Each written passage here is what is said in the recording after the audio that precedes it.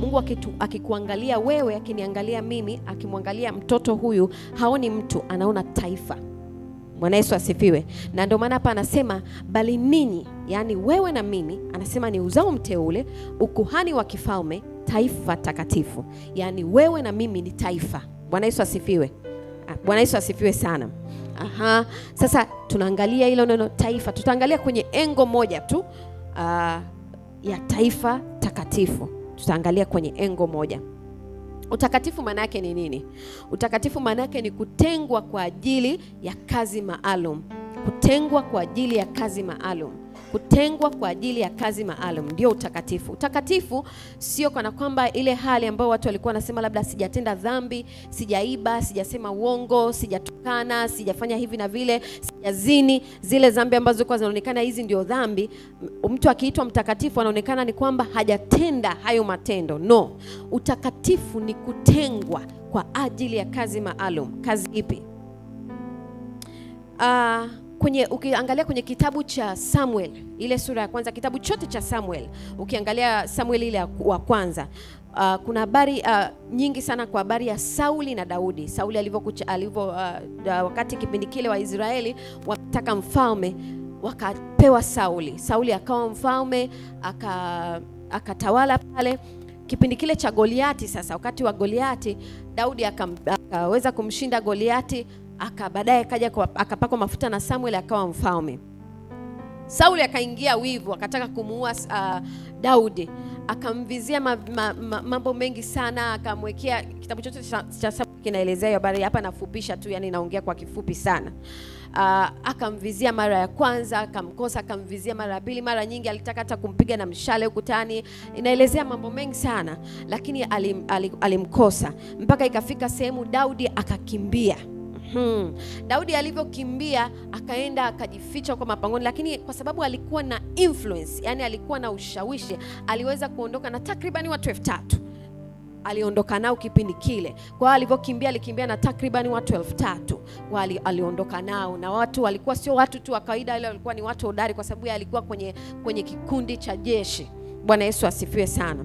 Sasa wakati ameondoka, ikafika mahali Sauli kwenye pango, wakati anamfuatilia Daudi, kuna kipindi alimfuatilia akawa amelala, ameingia kwenye pango, aliambiwa yuko kwenye sehemu fulani, akawa ameingia kwenye ile pango amelala. Aliposhtuka akamwambia ni wewe mwanangu Daudi kweli? Akamwambia, alikuwa na uwezo kwa lugha nyepesi, akamwonyeshia kile kipande ambacho alikuwa amekata kwa lugha nyepesi. Mpaka mtu anakuja kwenye kambi yako, anachukua nguo yako anaikata na umelala, alikuwa na uwezo wa kuja na kukuua, lakini Daudi hakufanya hivyo, japokuwa alikuwa na nafasi ya kufanya hivyo. Biblia inasema akasema hapana. Kwa sababu gani? Ni mpakwa mafuta wa Bwana. Yaani kwa lugha nyepesi, Sauli alikuwa ametengwa kwa ajili ya kazi maalum. Kazi ipi? Ya taifa la Israeli. Daudi alilitambua hilo, akasema hapana, siwezi kufanya hivyo. Na Daudi, ndio maana baadaye Daudi ufalme wake ulikuwa na nguvu sana na alifanya mambo makubwa, kwa sababu alijua ile nafasi Sauli aliyokuwa nayo tokea kule mwanzo. Ndio maana hakufanya uovu. Bwana Yesu asifiwe. Tunatengwa. Utakatifu ni kutengwa kwa ajili ya kazi maalum. Utakatifu ni kutengwa kwa ajili ya kazi maalum. Tunapompa Yesu maisha yetu, anatutenga kwa ajili ya kazi maalum. Kitendo tu cha kumpa Yesu maisha, basi unakuwa umetengwa. Kile kitendo cha kumpokea Yesu kwenye maisha yako, unakuwa umetengwa kwa ajili ya kazi maalum. Nani anatutenga? Roho Mtakatifu ndio anayetutenga kwa ajili ya kazi maalum. Ukiangalia pale kwenye Matendo ya Mitume ile sura ya 13 na ule mstari wa 2, wakati Roho Mtakatifu anasema wamtengee Barnaba pamoja na Sauli kwa ajili ya kazi maalum. Ni nani aliyowatenga Barnaba na Sauli? Ni Roho Mtakatifu. Unapompokea Yesu, kumbuka kazi ya Roho Mtakatifu ni kumdhihirisha Kristo. Kwa hiyo unapompokea Yesu, Roho Mtakatifu anaingia kwako, anakutenga kwa ajili ya kazi maalum. Kazi ipi? Kuifanya kazi ya Kristo. Bwana Yesu asifiwe. Kuifanya kazi ya Yesu Kristo. Kazi ipi? Unapokuwa kazini, unapokuwa kwenye biashara, unapokuwa nyumbani, unapokuwa sehemu yoyote ile, kazi yako ni kuhakikisha kwamba unamdhihirisha Kristo, anadhihirika kwenye ile sehemu ulioko. Bwana Yesu asifiwe sana. Tunapotengwa na Roho Mtakatifu, inamaanisha unapotengwa na Roho Mtakatifu ni mfumo wa maisha yako yote unabadilishwa. Mfumo upi? Ni kuanzia ndani kuja mpaka nje. Mfumo wa maisha unabadilishwa. Mfumo unabadilishwa kwenye nini? Moja, kwenye kufikiri. Mbili, kwenye kutenda. Yaani kwenye thoughts ndio kufikiri, na kwenye kutenda actions. Bwana Yesu asifiwe sana. Kwa hiyo mfumo wa maisha yako yote unabadilishwa kuanzia ndani kuja nje. Ndio kazi ya Roho Mtakatifu. Anatutenga kwa ajili ya kazi maalum. Yaani anabadilisha mfumo wetu kutoka ndani kwenye thoughts, kwenye akili zetu, kwenye ufahamu wetu, pamoja na kwenye kutenda kwetu. Bwana Yesu asifiwe sana. Ndio pale tunapokuja Biblia inapotuambia, kwa maana mtu akiwa ndani ya Kristo anakuwa kiumbe kipya.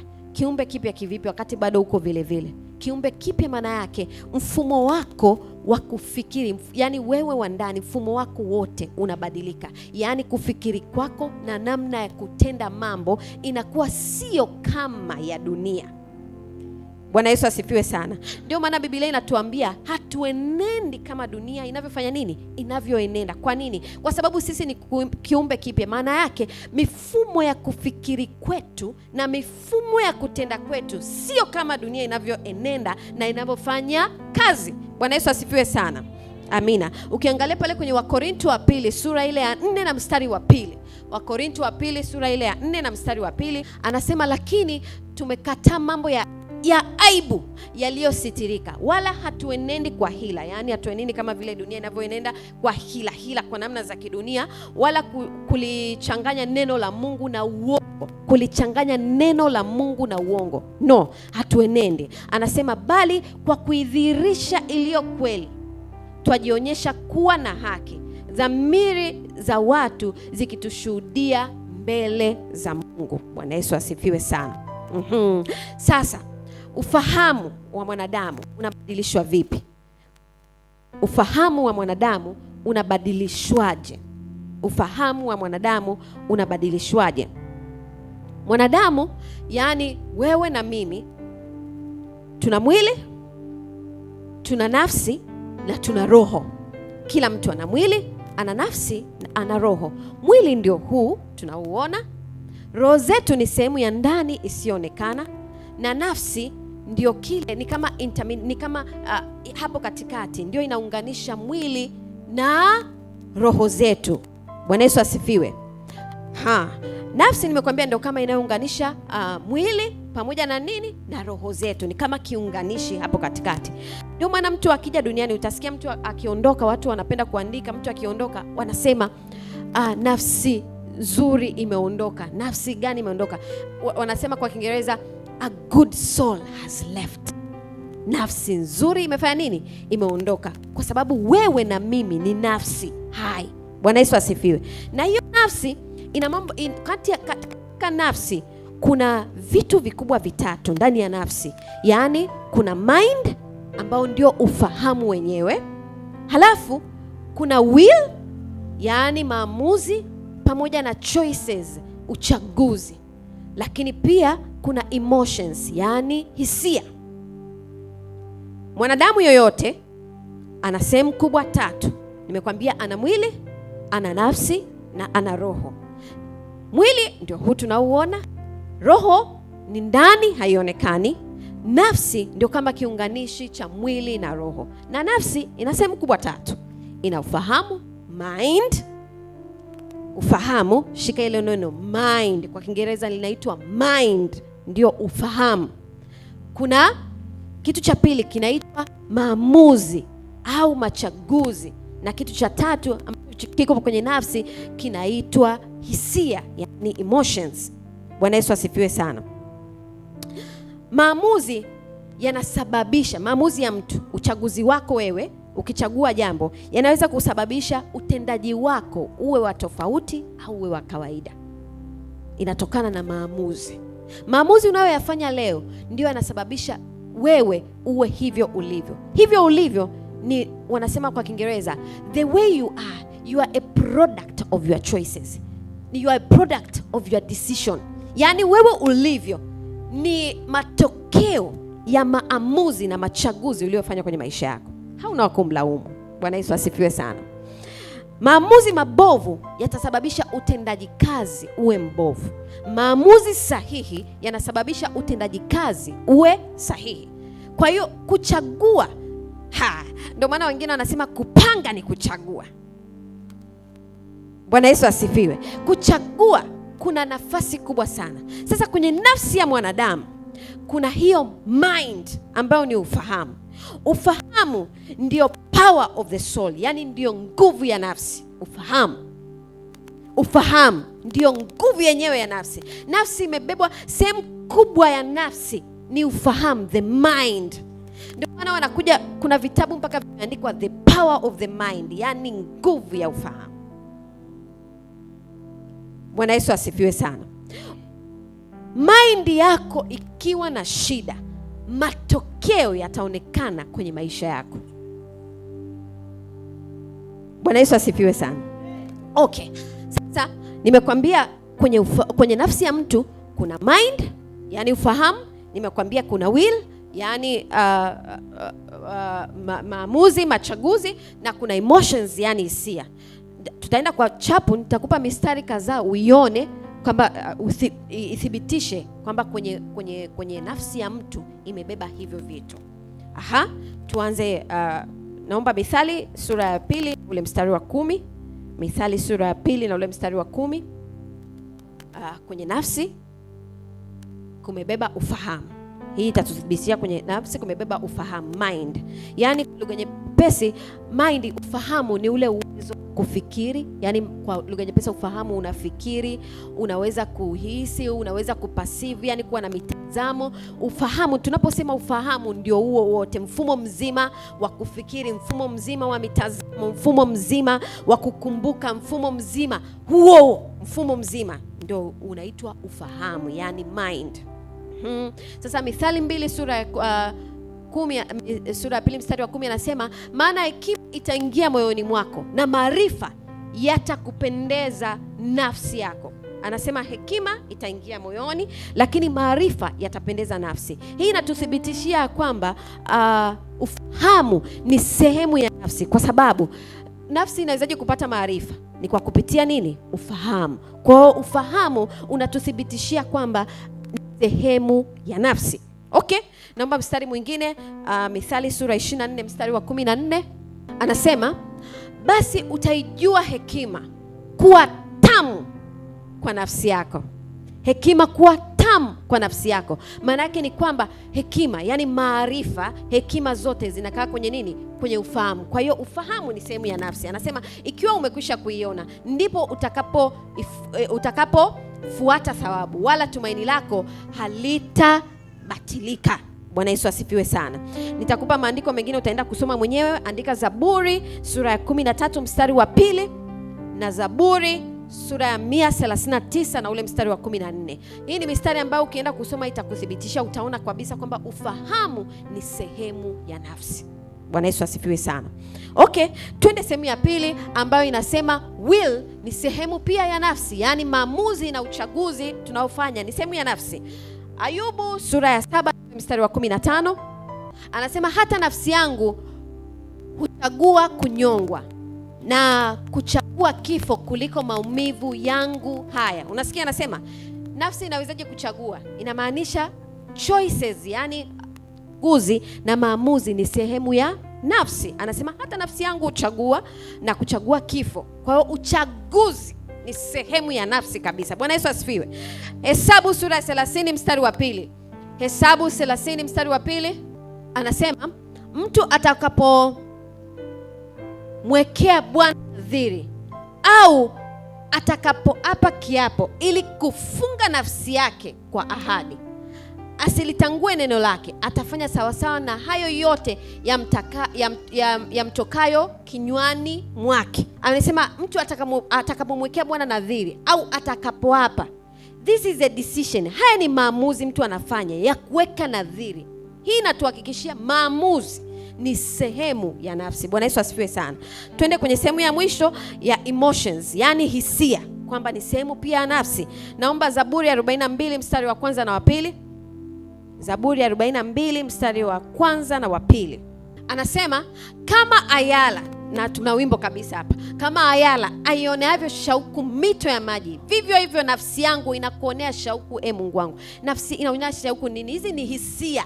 Ni hisia, kwamba ana hisia, naonea shauku. Mstari wa pili anasema, nafsi yangu inamuonea kiu Mungu, Mungu aliye hai. Lini nitakapokuja nionekane mbele za Mungu? Unaona, hizi ni hisia ambazo mtu anakuwa hisia, yani emotions ni sehemu ya nafsi kabisa. Nafsi inawezaje kuona nani kwamba ni hisia, ni sehemu ya nafsi? Bwana Yesu asifiwe. Zaburi 107 mstari wa 18 anasema, nafsi zao zachukia kila aina ya namna ya chakula, wameyakaribia malango ya mauti. Nafsi inawezaje kuchukia chakula? Hizi ni hisia. Hisia ndo unajisikia kukula au kutokula, ni hisia hizi. Kwa inamaanisha hisia ni sehemu kabisa ya nafsi. Bwana Yesu asifiwe.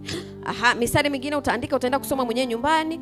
Isaya 61 mstari wa 10, wewe unaweza kutuwekea, lakini Zaburi 86 mstari wa 4, Isaya 61 mstari wa 10, Zaburi 86 mstari wa 4 na Ayubu 30 mstari wa 25. Unaweza ukaenda kusoma mwenyewe nyumbani. Isaya 61 mstari wa 10 unaweza kutuwekea. Anasema, nitafurahi sana katika Bwana, nafsi yangu itashangilia katika Mungu wangu, maana amenivika mavazi ya wokovu, amenifunika vazi la haki, kama bwana harusi ajipambavyo kwa kilemba cha maua, na kama bibi harusi ajipambavyo kwa vyombo vya dhahabu.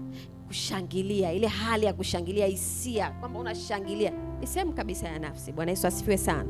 Kwa hiyo mwanadamu yoyote ana sehemu kubwa tatu, yaani ana mwili, ana nafsi na ana roho. Kwenye nafsi hapo ndio kuna ufahamu, kuna maamuzi ambayo ni machaguzi, na kuna hisia ambazo ni emotions. Sasa kwenye ufahamu ndio Roho Mtakatifu anapokuja kwenye maisha yetu, ndio anabadilisha fahamu zetu. Kumbuka tunaangalia taifa, kichwa chetu kule kinasema taifa takatifu. Wewe na mimi tunakuja taifa takatifu. Maana taifa takatifu ni kutengwa kwa ajili ya kazi maalum. Kutengwa kwa ajili ya kazi maalum. Na anayetutenga nimekwambia, anayetutenga kwa ajili ya kazi maalum ni Roho Mtakatifu. Anatutenga kwa namna gani? Kwa kubadilisha fahamu zetu, yani namna ya kufikiri, pamoja na actions, matendo, yani actions and thoughts. Sasa tumeangalia zote hizi, tumeangalia mpaka hizo sehemu za mwanadamu na nini, ili uone kwamba ufahamu ndio nguvu yenyewe ya nafsi. Ufahamu unapobadilishwa, na inayebadilisha anabadilisha Roho Mtakatifu. Ufahamu wako ukibadilika, maisha yako yote yamebadilika.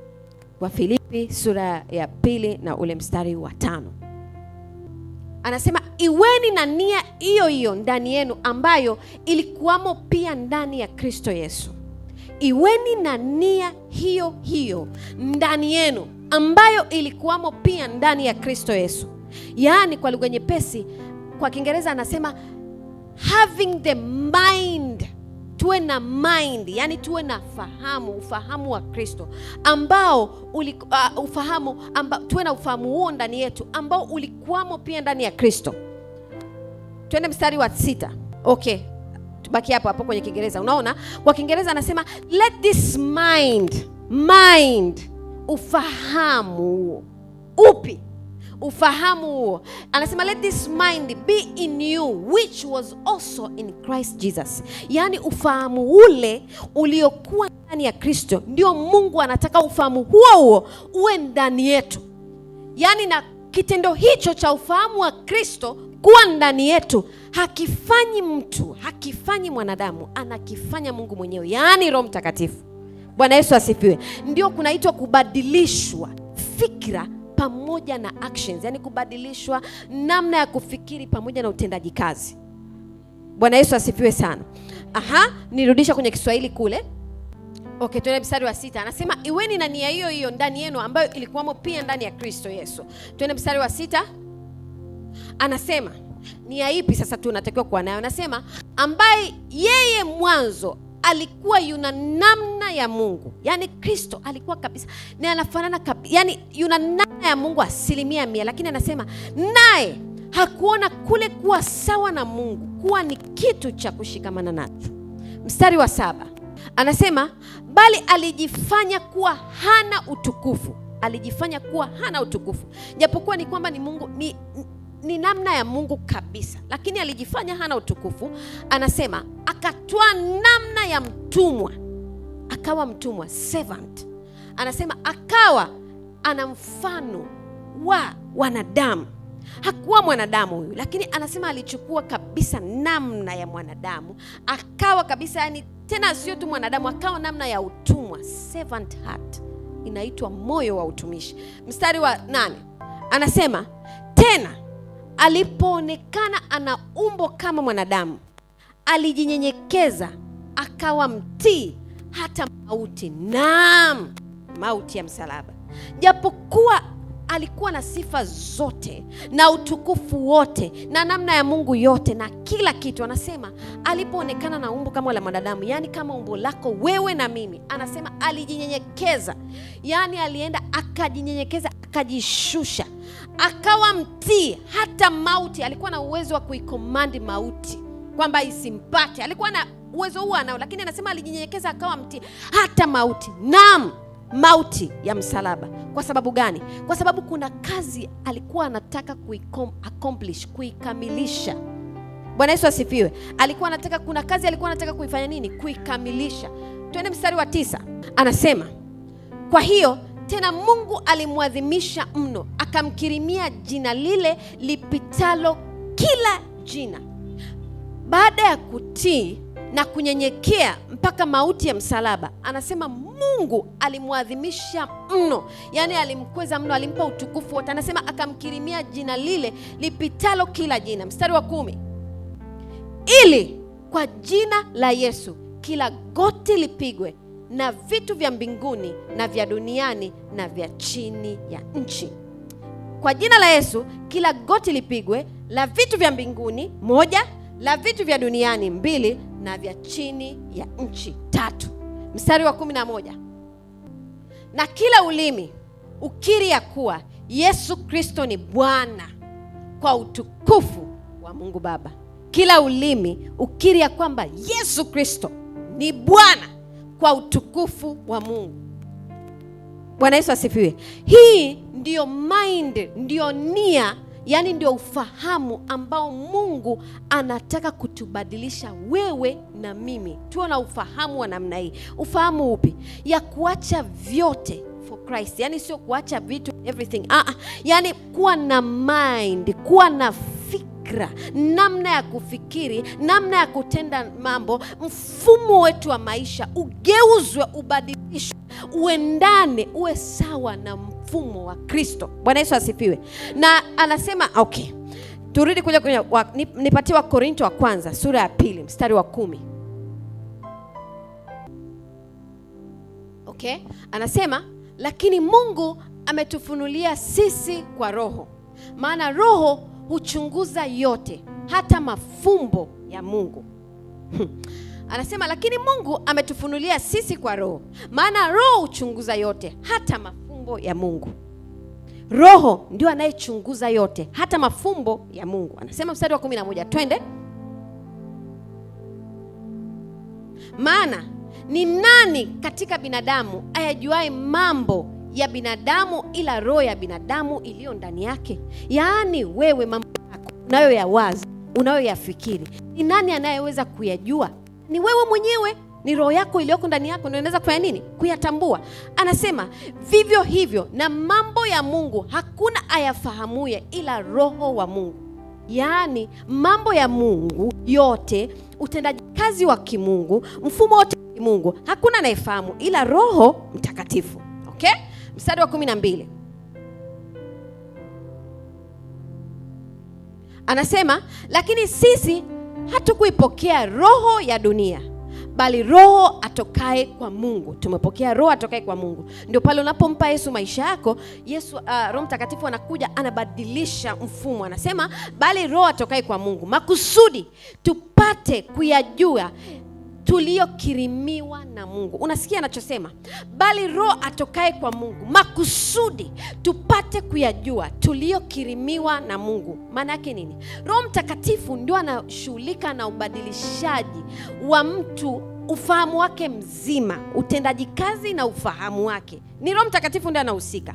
Kumbuka, anayejua the mind, yani ufahamu wa Mungu, ni Roho Mtakatifu, kwa sababu yeye ndio Roho wa Mungu. Kama wewe ambavyo ulivyo ndani yako kuna roho, mambo ya nafsi yako inajua roho yako. Vivyo hivyo mambo yaliyoko ndani ya Mungu anayeyajua ni Roho Mtakatifu, na huyu Roho Mtakatifu ndio anayetubadilisha na kutugeuza ili tuweze kuwa taifa takatifu. Maana yake nini? Tuweze kuifanya ile kazi ambayo Mungu amekusudia. Ndio maana anasema hapa, lakini sisi hatukipokea roho ya dunia, bali Roho atokaye kwa Mungu, makusudi. Kwa nini? Tupate kuyajua tuliyokirimiwa na Mungu, yani makusudi, yani kazi ambayo Mungu anataka tuifanye. Mstari wa 13, nayo twayanena si kwa maneno yanayofundishwa kwa hekima ya kibinadamu, bali yanayofundishwa na Roho, tukiyafasiri mambo ya rohoni kwa maneno ya rohoni. Mstari wa 14, basi mwanadamu wa tabia ya asili hayapokei mambo ya Roho wa Mungu, maana kwake huyo ni upuuzi. Mwanadamu wa asili, yani wa kawaida, maana kwake ni upuuzi, hayana maana, wala hawezi kuyafahamu, kwa kuwa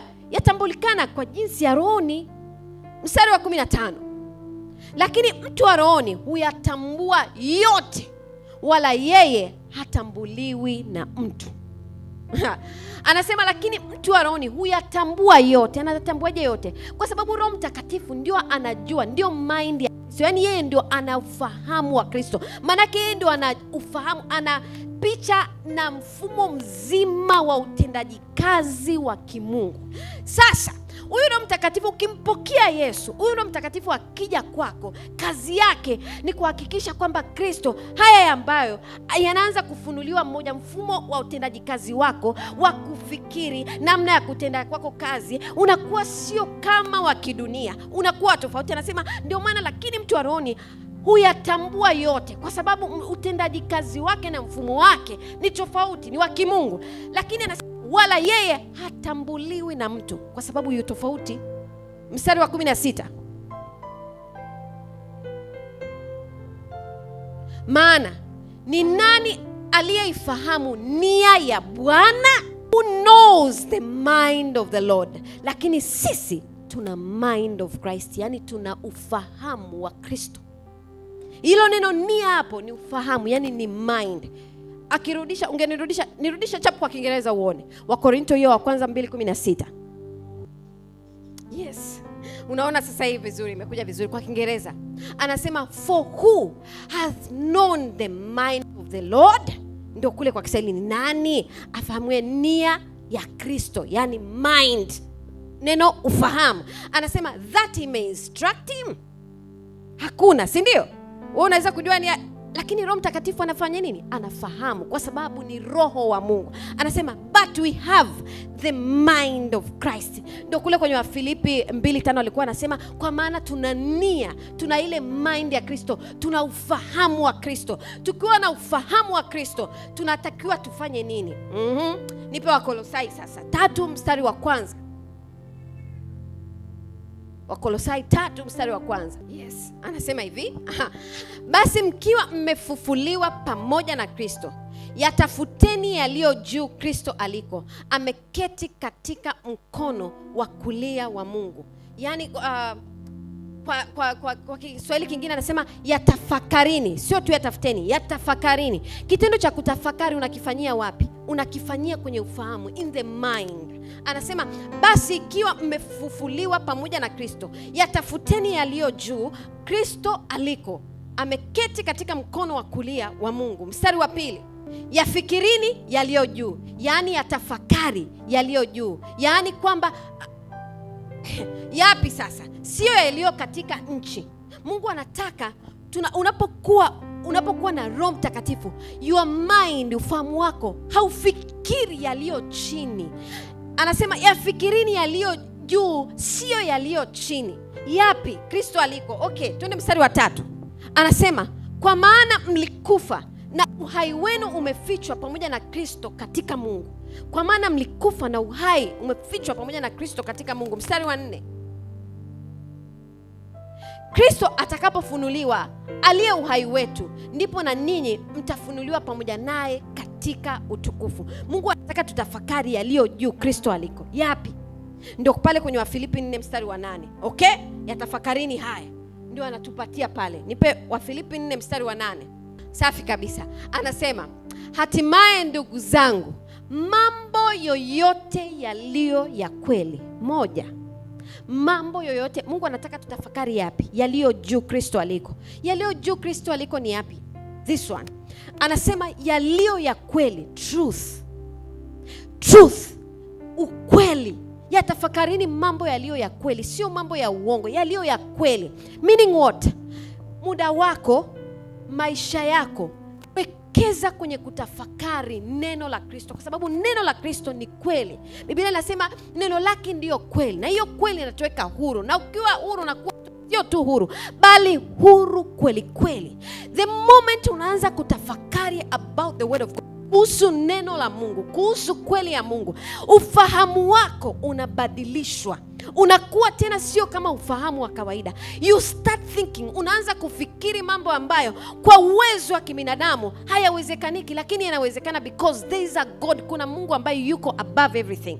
Bwana Yesu asifiwe. Anasema yoyote yaliyo ya heshima. Kuna watu wanachukua muda kutafakari mambo ambayo sio ya heshima. Maana yake nini? Unatafakari vitu ambavyo havina matokeo chanya baadaye, ambavyo ni vya kuvunjia heshima, vya aibu. Kwa mfano vitu ambavyo let's say umekaa, you are a kijana, wewe ni kijana, muda wako mwingi unatumia kutafakari, oh my God, nikimpata msichana yule, nikifanya hivi na hivi. No, the Bible says, Biblia inasema yaliyo ya heshima. Yapi? Ya kimungu ndio ya heshima. Kwa sababu gani? Yanakuletea honor and glory, yanakuletea utukufu baadaye. Bwana Yesu asifiwe. Anasema yoyote yaliyo ya haki, righteous. Sio mambo ambayo sio ya haki. Anasema yoyote yaliyo safi. Sio mambo ambayo ni machafu, safi. Your mind, ufahamu wako na wangu unatakiwa kujazwa na vitu ambavyo ni safi. The moment unaona, it's like this. Ni kama hivi, ukiwa unatafakari yaliyo safi, matokeo yake yataonekana usafi. So you be distinguished, utakuwa wa tofauti, kwa sababu yours, wewe umetafakari safi. So matokeo yanakuja safi, sio chafu. Bwana Yesu asifiwe sana. Anasema yoyote yenye kupendeza, anything that is good. Kwa Kiingereza anasema those which are beautiful. Kuna vitu vya kutafakari ambavyo ni beautiful. Kwa mfano, the goodness of God, uzuri wa Mungu is beautiful. Bwana Yesu asifiwe. Anasema yoyote yenye sifa njema. Kuna mambo yana sifa njema, yana vitu vizuri ndani yake. Ndio Mungu anataka tutafakari. Hii ndio nia ya Kristo. Ndio anasema yatafakarini yaliyo juu. This is what God. Haya ndio mambo ambayo Mungu anataka ufahamu wako na wangu ujazwe na hivyo vitu. Anasema ukiwapo wema wowote. Wema. Think about good. Ninapokuona, unaponiona, think about, nione vyema, nifikirie vyema, niwazie vyema, niwazie mambo mazuri, nione kwamba nafaa, nione kwamba nimeumbwa na sura na mfano wa Mungu. Usianze kuniona kama sio kama ni Mungu anataka hivi, ukiniona mimi na wewe tukionana, tuonane kwa namna ambayo Mungu anataka tuonane. Sifa njema. Bwana Yesu asifiwe. Anasema ukiwapo wema wowote, ikiwapo sifa nzuri yoyote, yatafakarini hayo. Yatafakarini hayo. Mimi kwa Kiingereza angesema kule those things. Tuende mstari wa 9 kwanza. Mambo mliojifunza kwangu na kuyapokea na kuyasikia na kuyaona kwangu, yatendeni hayo, na Mungu wa amani atakuwa pamoja nanyi. Rudi mstari wa 8. Anasema the moment, wakati unaanza kufikiria haya, I tell you, mfumo wako wa maisha, everything kinakuwa upside down, kinabadilishwa. Kama kilikuwa kinaenda direction nyingine. Ndio maana anasema haya mambo. Mungu anataka, hii ndio ile nia iliyokuwa ndani ya Kristo. Ndio maana Kristo, tunapokuja kwa Kristo, akikuona wewe au akiniona mimi, haoni ubaya. Kwa nini? Kwa sababu ndani yake kumejaa sifa njema. Ni kwamba hatutendi dhambi, si tunatenda dhambi, lakini kwa nini haoni hiyo dhambi? Kwa sababu kuna sifa njema, kuna wema ndani yake. Mungu anaona wema. Though we sin, japokuwa tunakosea na tunatenda dhambi, lakini Mungu haoni yale makosa. Kwa nini? Maindi yake, ufahamu wake umejaa mema.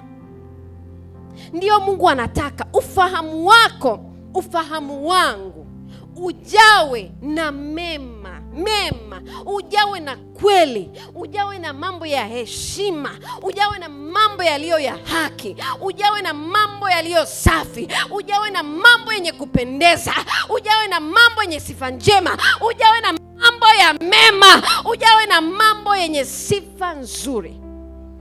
That is what God wants. Hicho ndicho Mungu anachokitaka. Kwa the moment unakaa, unaanza kufikiria mtu vibaya, au unaanza kumwazia mtu jambo jema, unajua no, this is wrong. Hii ni makosa, hii sio nia ya Kristo. The moment ukiwa, anasemaje kule? The moment ukiwa na ile nia ya Kristo, the glory, kutenda kwetu, kufikiri kwetu, actions zile, kila kitu kunabadilika.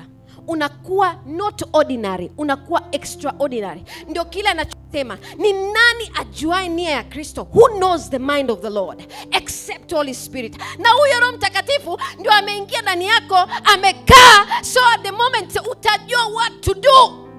You will know. Utajua kama natakiwa nifanye 1, 2, 3. Tena sio kwa kupapasa au kwa kusita. Why? Because you have the mind of God. Una nia ya Kristo, yani una ufahamu wa Kristo. Where do we fail? Because our mind zimejaa opposite of this. Kuna uongo, kuna vitu ambavyo sio sahihi, kuna vitu ambavyo sio vya haki, kuna dhuluma, unasikia kuna dhuluma, kuna nini. The moment the mind ikiwa imejaa mambo machafu, the good things, the goodness of God hautaiona. Kwa nini? Because mind is corrupt. Yaani kwamba ufahamu umeharibika. Mungu anataka kutubadilisha. Ukibadilika ufahamu, na ndio maana nafsi, kwenye nafsi, ufahamu ni nguvu ya nafsi. Ukibadilika kwenye ufahamu wako, basi imetosha. Kwa nini? Mfumo wako wote wa maisha utabadilika. Kwa nini? Kwa sababu kufikiri kwako kote. Unajua asilimia karibu 90 ya maisha yetu tunafikiri. Kwani wewe kuna saa haufikiri? It's not true. We think. Tunawaza hichi, tunawaza kile, tunawaza hichi, tunawaza kile. God anataka mfumo wa hapa in the brain. Ndio maana hata mchungaji akija anakuambia fanya hivi. What does it mean? That mind is being transformed. Bwana Yesu asifiwe. Ile mind inabadilishwa. Ndio Mungu anataka abadilishe. Ikishabadilika, mfumo wa utendaji kazi na kufikiri ukabadilika, ndio kile tunakuja anasema, wewe mzao mteule, ukuhani wa kifalme, taifa takatifu. Maana yake, kwa sababu ufahamu umebadilika tayari, you will see, utaona unatakiwa ufanye nini. Kule kazini, uko ofisini, utajua siko ofisini bure tu hapa, niko for a purpose, niko for a mission. Siko tu, niko for a mission. Nakumbuka the moment nilipoenda chuo kikuu mara ya kwanza, first year, nimefika pale, Mungu akaniambia, hauko hapa just kwa masomo tu. Sikuelewa ile sentence. It's true, sikwenda kusoma tu. Kulikuwa na mission, kuna kazi unatakiwa kufanya. Haijalishi unauza mtumba, unauza dagaa, unauza samaki, unapika vitumbua. There is a mission there. There is more than selling vitumbua. Kuna zaidi ya kupika vitumbua. Kuna zaidi ya kuuza mtumba. Kuna zaidi ya kushona. Kuna zaidi ya shule. Kama ni shule, ungeenda shule zingine. Mbona uko hiyo shule unasoma hapo? Mbona uko kazini, kitengo hicho ulichopo? There is a work. Kuna kazi ya kufanya, kazi maalum. Ndio maana wewe ni taifa takatifu. Ni taifa takatifu. Maana yake umetengwa kwa ajili ya kazi. Umetengwa kwa ajili ya kazi maalum. There is a work. You are assigned. Umepangiwa kazi ya kufanya. You're not just there. Usiseme niko tu labda kwenye kitengo cha media. Siko tu kwenye media. There is more than media. Bwana Yesu asifiwe sana. Usiseme mimi ni mwalimu. There is more than teaching. Kuna zaidi ya kufundisha. There is more. Usiseme mimi ni mama wa nyumbani. There is more than staying at home. Kuna zaidi ya kukaa nyumbani. Kuna kazi unatakiwa ku-accomplish, maana wewe ni taifa takatifu. Bwana Yesu asifiwe. Sasa Mungu anataka the mind, ufahamu wako, ufahamu wangu ubadilishwe. Ukibadilishwa utawaza kama vile, utafanya kazi kama vile Kristo anavyotaka kufanya. You will know what to do. Ndio maana Yesu akajua kabisa. He knew. Kwani kuna mtu he knew my time is over. Alijuaje? Alijua mission yake anayotakiwa kufanya, akajua muda wake wa kufanya kazi yake ni hapa. Ulivyoisha akajua yes, my time is over. Kina Paulo walijua muda wao umeisha. They knew. Kwa nini? Kwa sababu the mind was already transformed. Fahamu ilishabadilishwa. That's what God wants. He wants your mind and my mind. Ufahamu wako na ufahamu wako vibadilishwe. Vikibadilishwa, hatutafanya kazi kama tunavyofanya kazi sasa hivi tena. Never. Kwa nini? Kwa sababu kuna mind nyingine, the mind of Christ. Ufahamu wa Kristo. Hatutaenenda kama vile ambavyo tunaenenda kawaida, ordinarily. No! Tutaenenda extraordinary. Why? There is a mind of Christ. Kuna ufahamu wa Kristo, kunatenda kazi na hautendi kazi katika viwango vya kawaida. Remember, God ni extraordinary, ni excellent God. Anasema hivi, wale ambao ni maskini sema you are rich. Those who are poor say I'm rich. Wale ni maskini sema utajiri. Kwa nini? Because kwa Mungu kuna extraordinary things. Hata kama unauza duka, you're not just there for selling a shop. Haukuuza duka, kuna zaidi ya kuuza duka. There is a work, kuna assignment unatakiwa ufanye hapo kwenye kuuza duka. Bwana Yesu asifiwe. That's what God wants. He wants, anataka kutubadilisha. Ndio hiyo Roho Mtakatifu anasema, ndio kila akasema hivi, nitengeeni Paulo, Barnaba na Sauli. Kwa nini watengewe? Kwa nini? Anasema pale watengewe kwa ajili ya kazi maalum. Ipi? To manifest Christ, kumdhihirisha Kristo. Una kazi ya kumdhihirisha Kristo dukani kwako, una kazi ya kumdhihirisha Kristo ofisini kwako, una kazi ya kumdhihirisha Kristo kwenye duka lako, una kazi ya kumdhihirisha Kristo nyumbani kwako. Kwa hiyo hakuna sababu, wewe na mimi tuna kazi ya kumdhihirisha Kristo popote tulipo. Kwa nini? It starts, inaanzia the mind to be transformed. Fahamu kubadilishwa. Bwana Yesu asifiwe. Fahamu kubadilishwa.